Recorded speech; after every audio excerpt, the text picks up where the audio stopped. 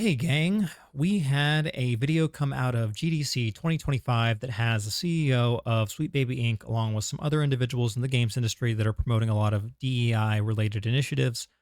And I wanted to go over a few of the highlights from that particular video. Not the whole thing. It's an hour long. It was exhausting to get through, to be honest. But I took a few points from the video that I'd like to talk about, and I want to go over some of the slides that they went over. And let's just break some of it down and get an idea of what DEI is looking at in the games industry at around April 2025. So my name's Ojiro. I've been making games for a bit over 15 years. The state of my industry is not in a good state right now.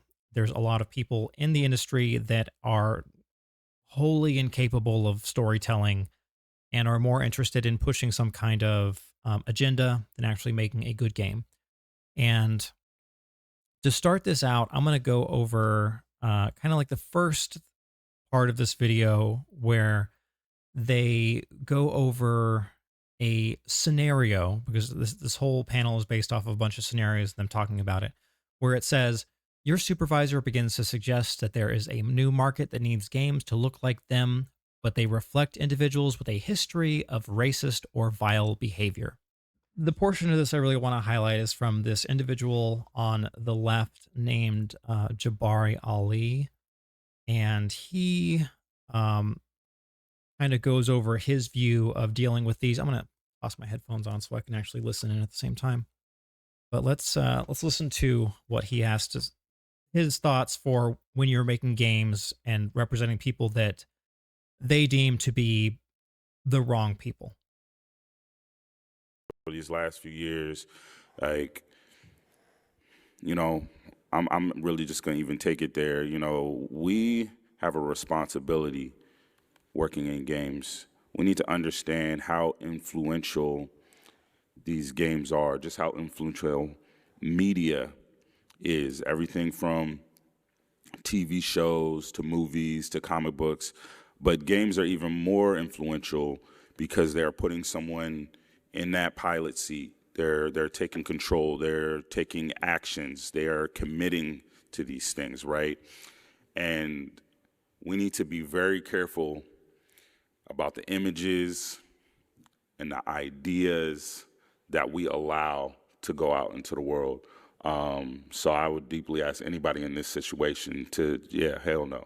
Like, you got to shut it down. You got to find a way to shut it down, because as we allow these things to go out there, that starts to go into people's brains. You got a 12-year-old, 13-year-old, 9-year-old, whatever, experiencing these things, and we wonder how a lot of these ideas continue to perpetuate. Is because we allow them into these medias, and we allow them into, and I'm not even gonna call no names on certain games, but we already got some of them out there as well. So we got to be hella mindful with these things. Yeah. So we have to shut that down. The climate that. Okay, so to start out with, there's an issue that some people in my industry have where they believe they have a responsibility to the games industry and that their games are of some higher calling or something. Um, that's a bad mindset to have. First and foremost, for games that so many of my colleagues don't understand, is it's business first. You have to make money. You have to sell copies, sell in-app purchases so that you can keep people in business. Like, you've got to receive money so that you can pay salaries and benefits. And when you're dealing with someone that has these lofty ideals like, oh, well, I have a responsibility, they are they can be very insufferable people, because they're trying to look for something that isn't there. Because when we're making a game, the first and foremost thing is it has to be a fun game. And aside from all that, let's talk about the other part that he's talking about here, where he's saying that, well, we need to shut that down. We cannot allow certain ideas to exist. I think, in general, if your goal for being a creator is to say, I need to make it so that people cannot create certain things because it's wrong, first off, who are any of us to say what can and cannot be created in so many ways? If someone wants to make a story talking about some particular point in history, In a lot of points in history, slavery exists for all kinds of cultures in points of time. And if you want someone to say, oh, well, if that's going to exist, I now need to put in modern views of the world into this era versus the actual views of that era, you're immediately creating a story that is disconnected from what you're trying to do, which is make an authentic story, which is a consistent theme for this panel where they're like, oh, we want authentic storytelling. But in this case, you've got someone that's like, well, if it's the wrong story, you can't tell the story. Now, to the benefit of the panel, while we do have Kim Belair sitting there nodding, like, yeah, you can't let them make these games. This gentleman on the far right, he actually does come in after this and be like, actually, I disagree with this. He has some pretty level headed takes from here. For the sake of time, I'm not going to add it. I will add the whole video, the link to the GDC vault below if you want to spend an hour of your time going over this.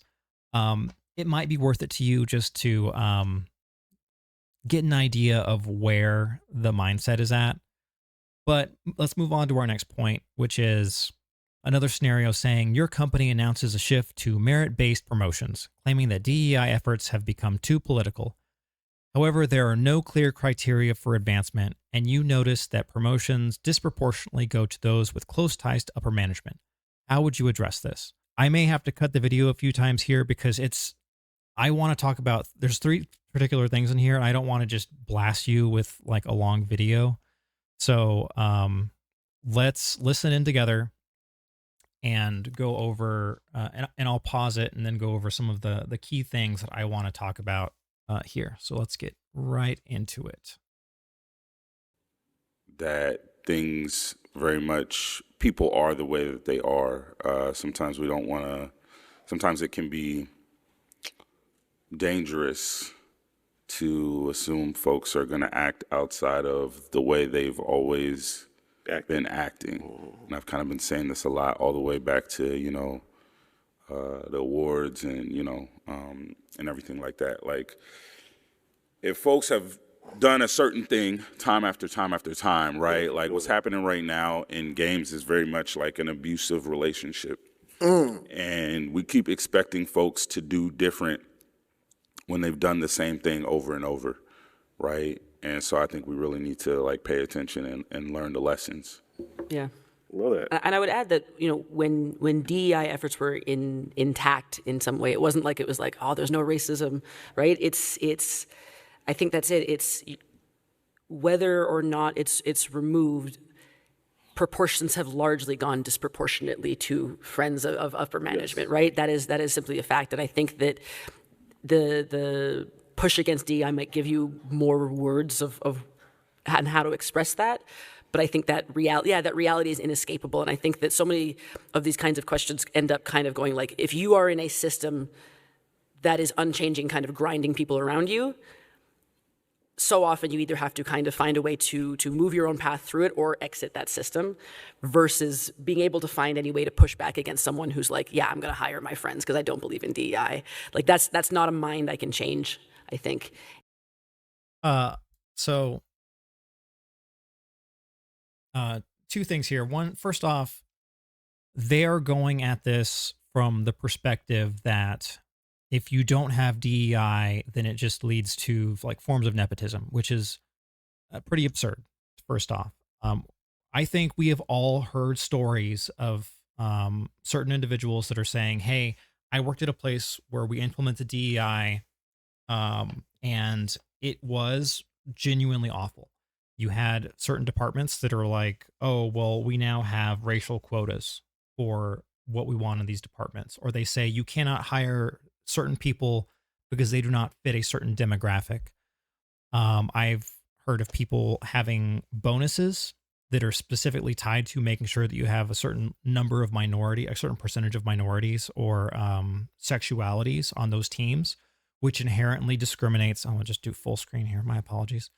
Which inherently discriminates against people.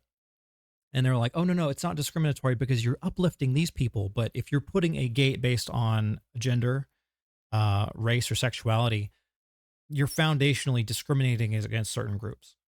And when people more recently have talked about these merit based programs, their whole thing is look, we're not going to look at race, sexuality, gender, any of these things. We're just going to say, are you the right person for the job? Which is generally how I think everyone wants it. Even these people here in this panel, they're like, oh, well, it's a bad system before, and they're going to hire their friends, which hail as old as time. Let's be realistic here. And they're saying, well, our system is the only one that can fix this, which I would argue the system of DEI that we have seen in America has been abominable. I have colleagues that have been told they're not getting bonuses or promotions because they're white. And the only way they're going to promote or give bonuses for a white person is if they are also able to provide a bonus or promotion for a one of the protected categories that they have decided as a company. It is pure racism. Like there's no other way to put it, or sexism in case of like genders. But like still, it's a vile practice. And to have these individuals sit here and say, well, let's take all of this fact that is inconvenient and let's just say, well, you don't understand. Our system's the one that does it. Our system, the one that's going to be better, I think is insulting to intelligence. I think it is misguided. And another thing that's really vexing about all of this is when we have these conversations and these individuals that are like, no, we have to do these things for DEI. And the implementations that we've seen are the implementations that we have seen. We end up having people that get really, like it's very harmful to the groups that they're trying to protect.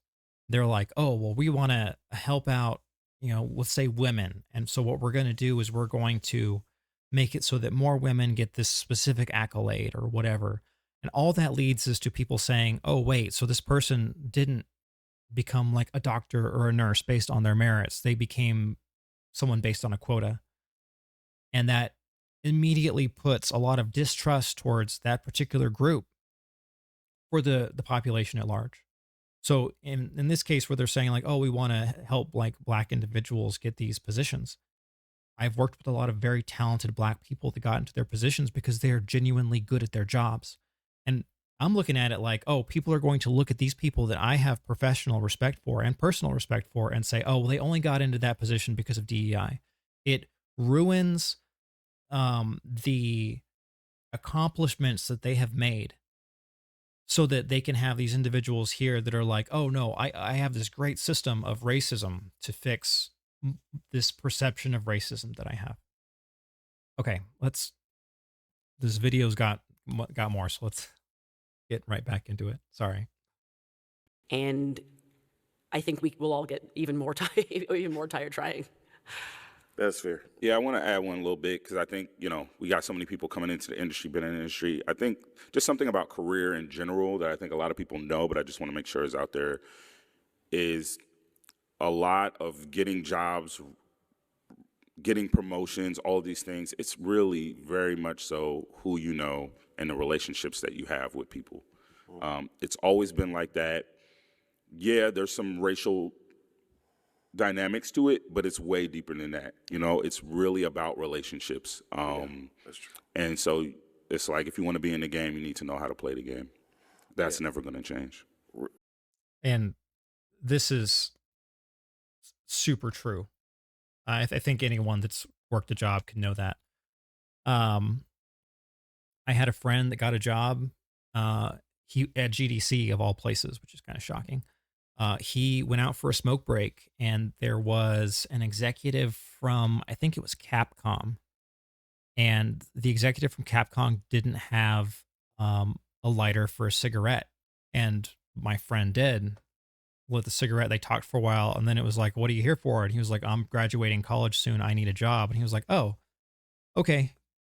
Send your resume to this address. And that's how he got the job. It was just right place at the right time.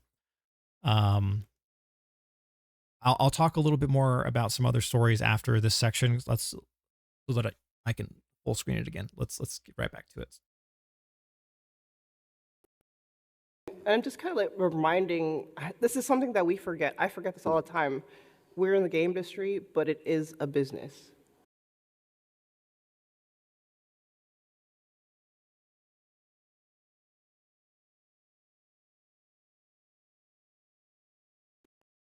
Like the saying, show me the money, you gotta show them the money. You gotta show how much money you're bringing into the business, how much you're worth, and that you're bringing more than whoever. Because when people, like regardless if they're your friends or not, if you start messing with people's money, that's when they start like disavowing friendships, you know? If you start like showing like, hey, I'm unhappy right. Uh, I think this is all from here on stuff that I don't actually need to have in here. I cut that off because she kind of just goes around this for a while. In general, yeah, if you're doing something good for a company, you should be able to explain that so that you can, help with your promotions and whatnot. But to have someone stand up there and she's supposed to be like the AAA representative and be like, I forget that this is a business all the time. And it's like, no, you should never forget that it is a business. Because once you start being like, oh, this is just for funsies, generally your decision making for getting work done is kind of screwed up. Uh, I will one last little video that comes from another scenario where they say your company added a black lead character in a game, but their portrayal is one-dimensional and riddled with cliches. When you suggest improvements, you're told to just be grateful. There's representation at all. How do you push for better without being dismissed? And from this, we get a little bit of a lore dump from Kim Belair. So let's just toss this in here. For better or for worse, I created Sweet Baby Inc. about it. Because I will not say who I was working for before I founded that. It's findable. But I was brought into a room, shown a cast of 15 characters, of which there were 3 black ones, and I was asked why I had a black agenda and why I was trying to create these things. One of the black characters, by the way, was a white guy. He was just Of course, the adoptive parent of a white character that existed, and he was, I think he was said to have been Jamaican or something, and he was white. Oh, sure. And so I had to sit in there and defend it, and it was the time that I said, oh, I can't do this anymore. And I ended up saying, I want to build a company where I can create narratives and tell stories and understand that representation is a form of innovation of character, right? That's exactly it. Like, to represent a character is not to show a picture of them and to be like, here's a token character that vaguely looks like the idea of you, right? It is to create someone who resonates with you on, yes, the level of identity, but also the level of just, humanity and of personhood.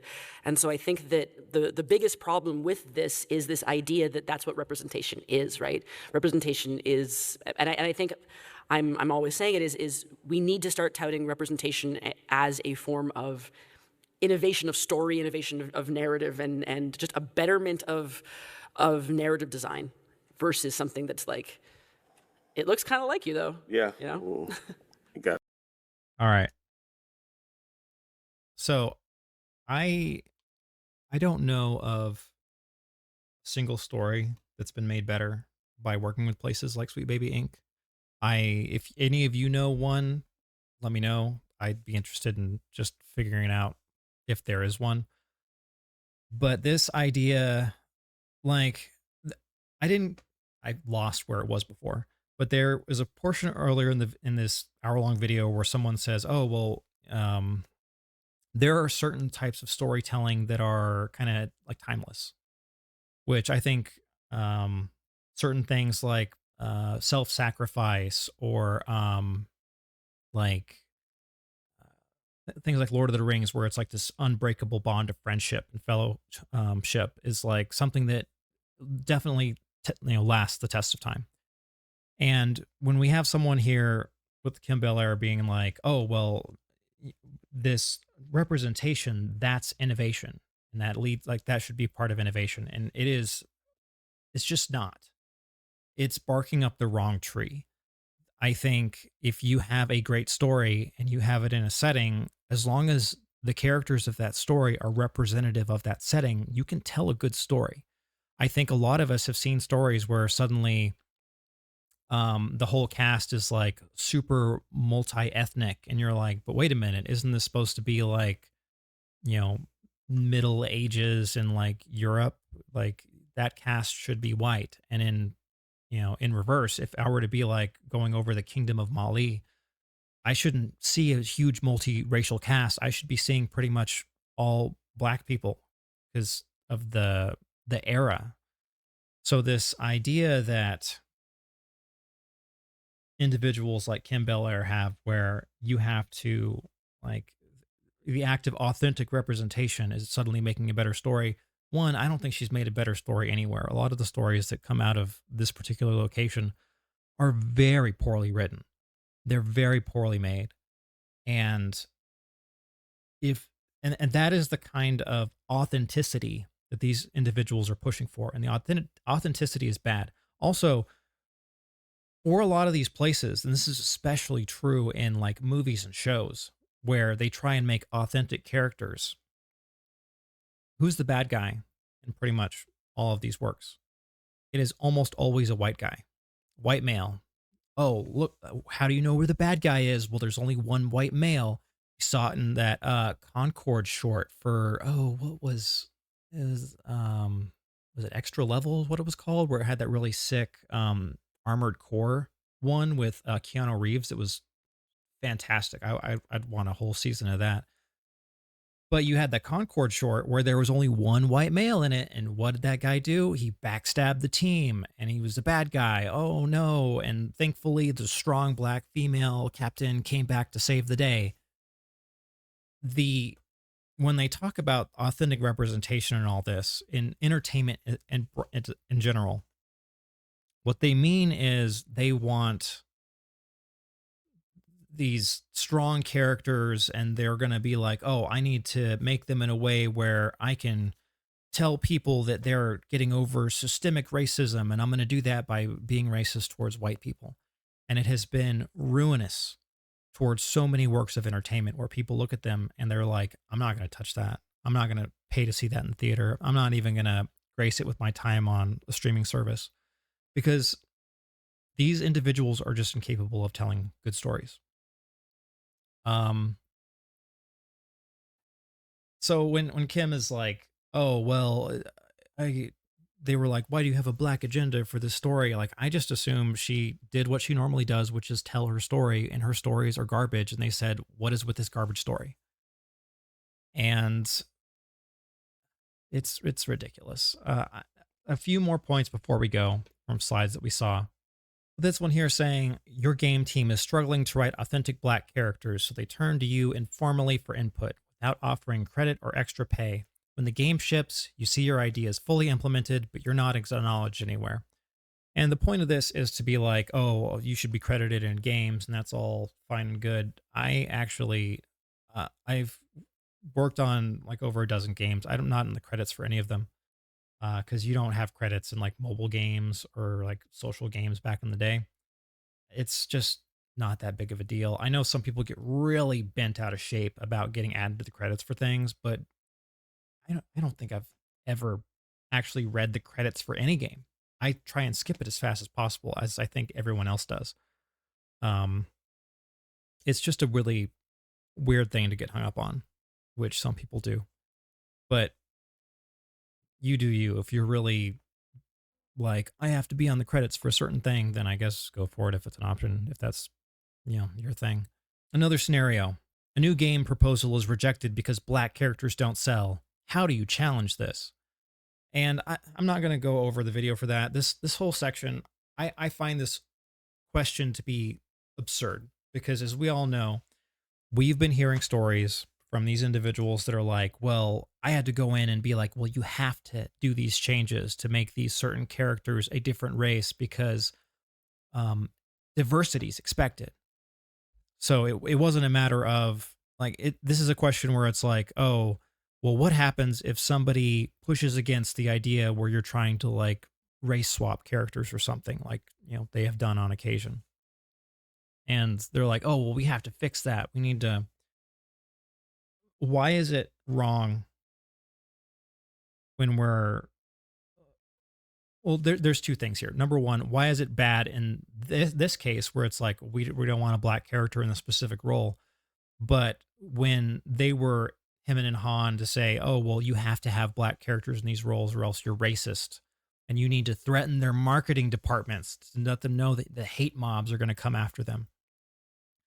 So this is one, absurd, and two, if a company is engaging with a narrative firm like Sweet Baby Inc. and um, they have characters in there where people are going to look at them and say, I don't like this, then generally, yeah, it's not going to sell well. If you need characters that look decent, aspiring, sexy, whatever it's going to be. And this idea that they're trying to push here where they're like, oh, well, my race has to be the one that wins. And it's just like, no, stop doing that. If I hear about a game and they've um, made a main character of like some caricature, caricature, yeah, that's the one, caricature of like whatever minority they're trying to push to be like, look at how diverse we are, I'm immediately going to assume that that story in that game is F tier. And I think a lot of us are in the same boat where we look at the patterns that we've seen from the games industry when you're engaging with these firms and you're saying, oh, if you give them too much power, they will ruin it. Because at the end of the day, firms like Sweet Baby Inc. do not have the ability to destroy a game. The thing that destroys games is you have these studios that are creatively bankrupt, that give too much power and authority to these individuals that come in with their honeyed words of like, oh, well, if you just, oh, if you don't have diversity, they're going to hate you. Do you know what people are going to love? They're going to love diversity. I have this fix for you with all this diversity. You should also just let us write the story for you. We've got all these writers and you don't have to worry about it. Oh, we're so good. We're such professionals. You're going to love it. And then the game flops. Whose fault is it? It's the studio's fault. The studio should not have engaged with that firm. The studio, if they were forced to engage with the firm, should have taken their work and thrown it in the garbage. I could work with a firm like Sweet Baby Inc. at a company. I would just, they'd be like, oh, I need you to do these tasks for me. Email them to me. And then I could write one of those, email rules where it's like, oh, if I get an email from these particular individuals, just delete it. I don't need to see it. Or if I need to make a response like, oh, thanks, like we'll take a look at getting it into the game. Corporate overlords are happy. I don't insert a bunch of garbage into the game. Win-win scenario for all the stakeholders. And last, I want to go over here. You suggest using an open source black hair art library that fits your game style, but the team says there's no time. A week later, another team member proposes a new clothing line, an even bigger task, and gets immediate support. How do you address this double standard? And I'm only bringing this up because I want to put a bit of caution in for any individuals that are programmers with a story of mine. First off, and this is kind of an absurd thing, because one is like I want to add code versus I want to add content. Content can sell. Code is supposed to just generally be the thing that greases the wheels to get the art working in the game and the gameplay running. So in this case, I'll tell you a story. It was December of, I don't even know what year. We were getting our end of the year release done. And for those of you that don't know, the Apple Store like shuts down at a certain point. So if you want to get your game approved for the App Store, you need to have it in early. And we were pretty good with timing. It was like a Monday or Tuesday, end of the day. That particular team that was working on the game went home. They had kicked off their build, and when QA went to check the build, send it to our QA contractors for the day, the game crashed. None of the team's there, so they come up to me and they're like, "Hey, there's this issue. Can you help us figure it out?" So I start going through it to try and fix. I was like, oh, this is a weird crash here. Let me add some handling here. And then it crashed somewhere else. And each one of these is like a 45-minute wait. And eventually I find out that some genius engineer on our team who was like 10 years my senior, who should have known better, had been implementing this system that we had agreed to not work on for the rest of the quarter because we needed our winter release to go out. We were using Unity.